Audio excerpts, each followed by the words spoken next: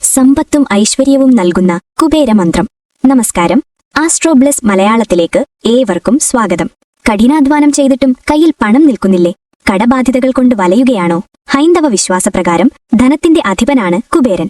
കുബേര ഭഗവാനെ പ്രീതിപ്പെടുത്തിയാൽ ജീവിതത്തിൽ സമ്പത്തും ഐശ്വര്യവും വന്നുചേരുമെന്നാണ് വിശ്വാസം. ഇന്ന് നമ്മൾ പരിചയപ്പെടുന്നത് അതിശക്തമായ കുബേരമന്ത്രങ്ങളെക്കുറിച്ചും അത് ജപിക്കേണ്ട രീതിയെക്കുറിച്ചുമാണ്. ആരാണ് കുബേരൻ? ദേവന്മാരുടെ ഖജനാവ് സൂക്ഷിപ്പുകാരനായാണ് കുബേരൻ അറിയപ്പെടുന്നത്. വടക്കുദിശയുടെ അധിപനാണ് അദ്ദേഹം. അതുകൊണ്ട് തന്നെ വാസ്തുശാസ്ത്രത്തിലും കുബേരന് വലിയ സ്ഥാനമുണ്ട്. ഭഗവാനെ പ്രീതിപ്പെടുത്തുന്നത് വഴി സാമ്പത്തിക തടസ്സങ്ങൾ നീങ്ങുകയും പുതിയ വരുമാന മാർഗങ്ങൾ തുറക്കപ്പെടുകയും ചെയ്യും. പ്രധാന കുബേരമന്ത്രങ്ങൾ ഏതൊക്കെയാണ്? ഓം ശ്രീം ഹ്രീം ക്ലീം ശ്രീം ക്ലീം വിത്തേശ്വരായ നമ. വീണ്ടും ചൊല്ലാം, ശ്രദ്ധിക്കൂ. ഓം ശ്രീം ഹ്രീം ക്ലീം ശ്രീം ക്ലീം വിത്തേശ്വരായ നമ. കുബേര ഗായത്രി മന്ത്രം. ഓം യക്ഷരാജായ വിദ്മഹേ വൈശ്രവണായ ധീമഹി തന്നോ കുബേരഃ പ്രചോദയാത്. വീണ്ടും ചൊല്ലാം, ശ്രദ്ധിക്കൂ.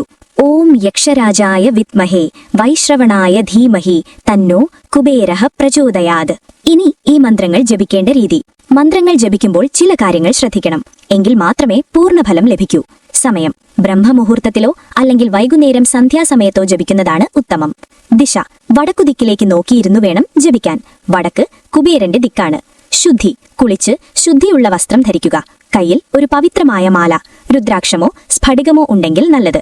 എണ്ണം: ദിവസവും 108 തവണ ജപിക്കുന്നതാണ് ഏറ്റവും വിശേഷം. സമയം കുറവാണെങ്കിൽ 21 അല്ലെങ്കിൽ 51 തവണയെങ്കിലും ജപിക്കുക. എന്താണിതുകൊണ്ടുള്ള ഗുണങ്ങൾ?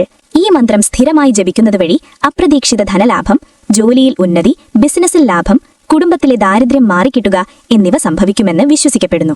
വിശ്വാസത്തോടെയും ഭക്തിയോടെയും വേണം ഇത് ചെയ്യാൻ. ഈ അറിവ് നിങ്ങൾക്ക് ഉപകാരപ്പെട്ടുവെങ്കിൽ ഈ വീഡിയോ ലൈക്ക് ചെയ്യാനും മറ്റുള്ളവരിലേക്ക് ഷെയർ ചെയ്യാനും മറക്കരുത്. ഇതുപോലുള്ള ജ്യോതിഷ വാസ്തു അറിവുകൾക്കായി നമ്മുടെ ആസ്ട്രോബ്ലിസ് മലയാളം പേജ് ഇപ്പോൾ തന്നെ ഫോളോ ചെയ്യൂ. നന്ദി.